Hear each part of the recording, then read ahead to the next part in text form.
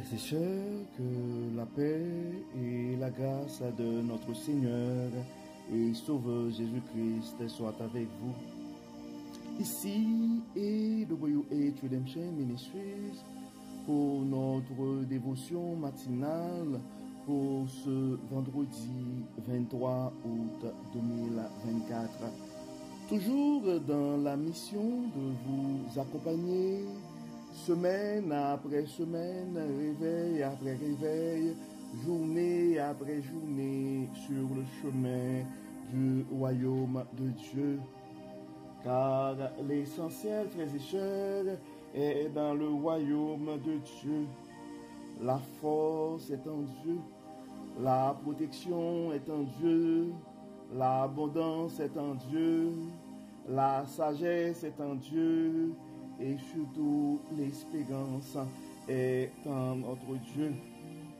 Et c'est pourquoi, frères et sœurs, nous nous répétons à chaque instant, cherchons d'abord le royaume de Dieu et sa justice, et toutes les autres choses nous seront données en plus. Donc, bon réveil, mon frère, et bon réveil, ma soeur. Et c'est ici la journée que l'Éternel a faite et qu'elle soit pour nous un sujet de gloire et de louange. Louons le nom du Seigneur, bénissons son Saint-Nom, parce que le Seigneur nous garde en vie, parce que nous sommes réveillés ce matin. Beaucoup n'ont pas survécu cette nuit, frères et sœurs, beaucoup ne se sont pas réveillés. Donc si Dieu nous accorde cette chance, cette possibilité de pouvoir continuer à respirer, ça veut dire tout simplement, il a un plan pour nos vies. Donc c'est pourquoi, frères et sœurs, si tu penses présentement à un frère ou à une sœur, c'est le temps de partager ce message, car Dieu a un plan pour nos vies. Dieu a un message à nous communiquer. Dieu a une mission pour nous autres. C'est pourquoi nous devons nous efforcer, frères et sœurs, à chercher premièrement le royaume de Dieu et sa justice, et toutes les autres choses nous seront données en plus.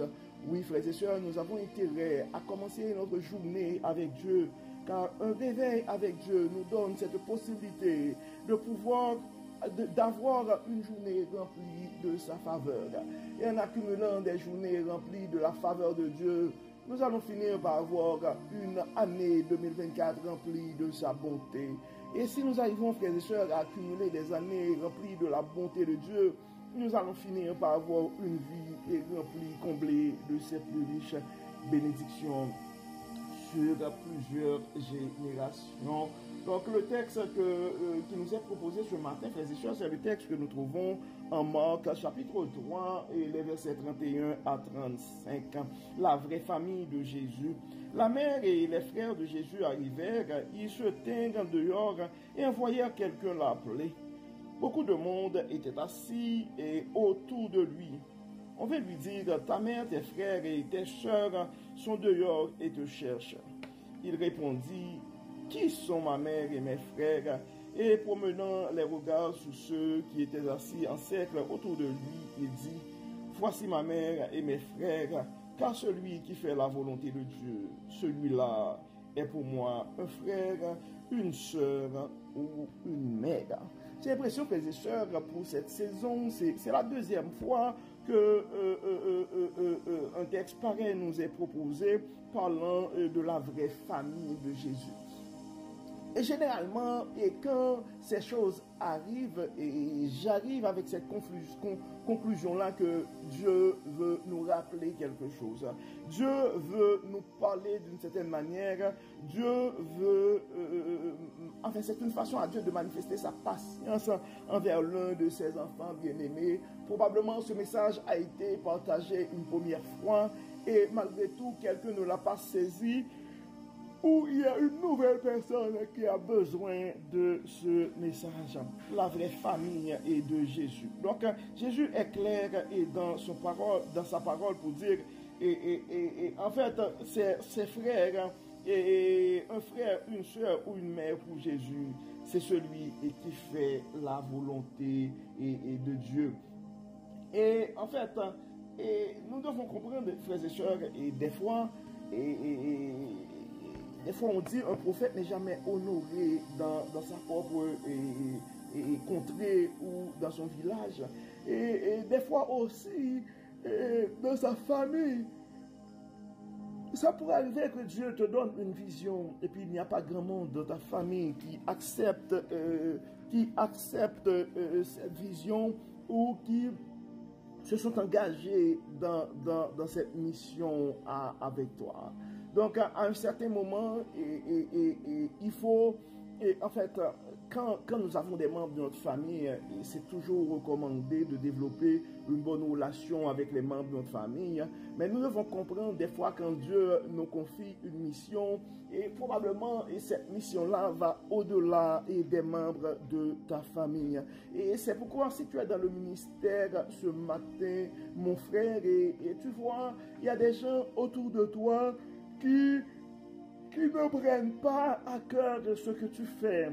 Et si tu vois autour de toi, les gens n'apprécient pas ton travail à sa juste valeur, en fait, ce sont des choses qui pourraient créer de la frustration, mais nous devons comprendre que c'est toi que Dieu avait confié la mission, probablement pas ton conjoint, pas ta conjointe, pas tes enfants et pas tes parents. Mais à un certain moment, tu dois aussi réaliser, parce que il va y avoir toujours des gens qui vont supporter ta mission, ton mouvement et ton ministère. Eh bien, les gens qui sont autour de toi, et ces gens-là, tu dois les considérer. Donc, on voit, on dit que la mère et les frères de Jésus arrivèrent, ils se jetèrent dehors et envoyèrent quelqu'un l'appeler. Et beaucoup de monde était autour de lui. On veut lui dire, ta mère, tes frères et tes soeurs sont dehors et te cherchent. En fait, là encore, frères et sœurs, des fois, et dans le ministère, et on est tellement engagé dans nos activités, mais ça pourrait créer un vide aussi des fois chez les membres de nos familles, et ça pourrait les porter à nous chercher. Et parce que dans le cadre de ton ministère, et tu passes beaucoup plus de temps ailleurs qu'avec les autres. Et probablement dans le cadre de ton travail et dans le cadre de ton appel, et tu passes beaucoup plus de temps dans ta communauté que dans ton travail qu'avec les membres de ta famille. Et ça pourrait créer un vide. Et frères et sœurs, en fait, ça c'est un équilibre aussi à faire parce que Dieu nous confie une famille pour des raisons. Et Dieu nous confie une famille pour des raisons. Et généralement, ça dit l'excès entonnuie. Et on voit souvent le témoignage de certains pasteurs, je dirais, qui essaient d'expliquer tout ça. Et il y a des gens qui s'en plaignent aussi parce que l'équilibre n'est pas établi à un certain niveau. Mais on voit que Jésus-Christ, à un certain moment, il savait qu'il fallait prioriser le royaume. Et il fallait chercher premièrement la relation, à accomplir la mission du Père. C'est pourquoi il répondit, dans le verset 33, il répondit, « Qui sont ma mère et mes frères ?» En promenant les regards sur ceux qui étaient assis en cercle autour de lui, et il dit, et voici ma mère et mes frères, et car celui qui fait la volonté de Dieu, celui-là est pour moi un frère, une soeur ou une mère. En fait, on peut constater des fois, frères et sœurs, on pourrait, soit dans un mouvement quelconque, soit à travers un projet, soit à travers notre carrière, soit à travers notre vie, on trouve un ami ou une amie et quelqu'un qui est un étranger de la famille, qui supporte tellement ce que tu fais et qui te conseille tellement, ben ça devient des fois plus qu'un frère, plus qu'un membre de la famille. Donc c'est dans ce contexte-là et nos vrais alliés, et ce sont les gens qui nous accompagnent dans nos parcours sur le chemin du royaume. Mais nous ne devons pas oublier que nous avons une certaine responsabilité aussi avec les membres de nos familles, car à un certain moment Dieu avait demandé à Caïn, où est ton frère? Donc tu dois t'assurer, et mon frère, tu dois t'assurer, ma soeur, de développer une très bonne relation avec les membres de ta famille, tes frères, tes soeurs, ta mère, ton père. Mais il faut comprendre que la priorité reste le royaume de Dieu. Et en fait, la vraie réalité, et en fait, tes vrais alliés pour ton âme et tes vrais alliés ce sont les gens qui t'accompagnent et sur le parcours et sur le chemin du royaume. C'est dans ce contexte-là que Jésus-Christ voulait parler de la vraie famille, ceux qui font la volonté de Dieu. Donc, la parole nous dit à un certain endroit, que sert-il à un homme et de gagner toute sa vie s'il perd son âme.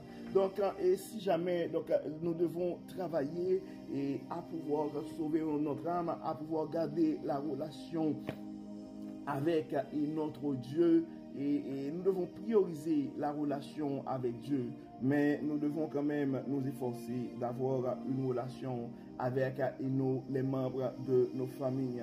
Il faut essayons d'établir l'équilibre, et pour arriver à cet équilibre, ça prend la sagesse que Dieu donne. Et parce que des fois, on est tellement zélé et on est tellement engagé et on oublie de faire l'équilibre.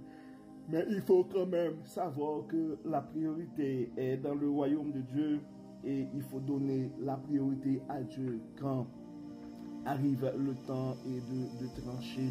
Donc c'est pourquoi, frères et sœurs, et pour arriver à faire tout ça, nous avons besoin de l'aide du Saint-Esprit, nous avons besoin de la sagesse que Dieu donne. Et c'est pourquoi, comme d'habitude, nous allons prier. Nous allons prier, nous allons demander à Dieu de nous guider, nous allons demander à Dieu de nous aider à nous comporter comme des vrais membres et des vrais membres de la famille de Jésus. Prions le Seigneur.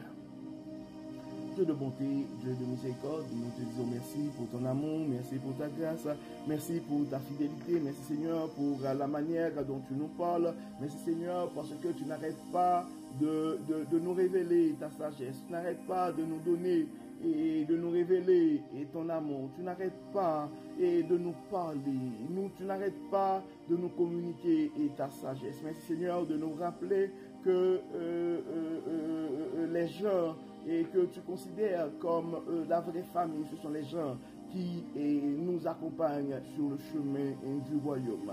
Et nous savons aussi, Seigneur, que tu nous places dans une famille pour une raison. Donc c'est pourquoi nous te demandons, Dieu clément, de nous aider à pouvoir établir la différence, établir l'équilibre, et surtout de donner la priorité et à ta parole, à notre parcours sur le chemin du royaume. C'est pourquoi nous te demandons, Dieu clément, d'intervenir dans nos familles. Permets, Seigneur, que nos pensées soient alignées. Permets, Seigneur, que nos intérêts soient alignés autour de toi, afin que nous puissions dire, comme Josué, moi et ma maison, nous servirons l'Éternel. Donne cette chance, frère, et Dieu clément, à chaque frère, à chaque soeur qui nous écoute ce matin, et la possibilité de pouvoir te servir, mais pas tout seul, mais en famille. Donne-nous, Seigneur, cette possibilité de pouvoir toujours nous comporter comme des gens qui sont autour de toi, comme des vrais membres de ta famille. Et Dieu clément, et parlant des membres de la famille, nous considérons comme une grande famille tous les gens de notre communauté. Nous considérons comme une grande famille et les gens qui n'arrêtent pas de partager nos messages. Et c'est pourquoi nous te demandons, Dieu clément, à tous les frères et sœurs qui nous écoutent ce matin au niveau de la francophonie, de les bénir d'une certaine manière, afin qu'ils puissent garder leur regard sur toi, afin qu'ils puissent garder leurs activités autour de toi, afin qu'ils puissent se placer autour de toi et poursuivre leur parcours sur le chemin du royaume. Donne, Seigneur, non seulement cette possibilité à eux autres, mais à tous les membres de leur famille. Guide-nous, Dieu clément, assiste-nous. Beaucoup se sont affaiblis par la maladie. Nous demandons, Seigneur, de les renforcer. Beaucoup ont des chicanes de famille et des fois qui vient même du zèle et que l'un des membres de la famille a par rapport à toi. C'est pourquoi nous demandons, Dieu clément, d'intervenir dans ces familles-là et d'aligner les esprits. Nous remettons entre tes mains et nos jeunes qui ont des projets de vie. Certains ont des projets de se marier, d'autres cherchent présentement un enfant, d'autres c'est des projets d'études. Nous te demandons, Seigneur, de les garder, de les soutenir et surtout de les rappeler que la priorité, c'est toi qui devons chercher premièrement le royaume, ton royaume et ta justice. Accompagne-nous, Dieu clément, protège-nous, Dieu clément, guide-nous, Dieu clément, enlève-nous tout ce qui n'est pas de toi, éloigne de nous tout ce qui n'est pas de toi. Permets, Seigneur, que ton esprit puisse nous animer. Permets, Seigneur, que tes anges puissent nous garder, nous protéger contre tout mauvais courant, contre toute menace. Nous remettons nos familles entre tes mains. Nous remettons nos projets entre tes mains. Nous remettons nos soucis entre tes mains. Nos finances entre tes mains. Nos projets de vie entre tes mains. Guide-nous, Dieu clément. Assiste-nous. Donne-nous ta sagesse et que tu as fait dans nos vies. Au nom de Jésus. Pour ta toute gloire. Amen. Amen. Frères et sœurs, nous arrivons au terme de notre dévotion pour ce vendredi 23 août 2024. Nous espérons que votre âme a été bénie et d'ici là, nous vous souhaitons une excellente journée sous le regard du Dieu Tout-Puissant. Que le Seigneur nous bénisse, que le Seigneur nous protège, qu'il nous accorde sa grâce. Au nom de Jésus. Amen. Amen.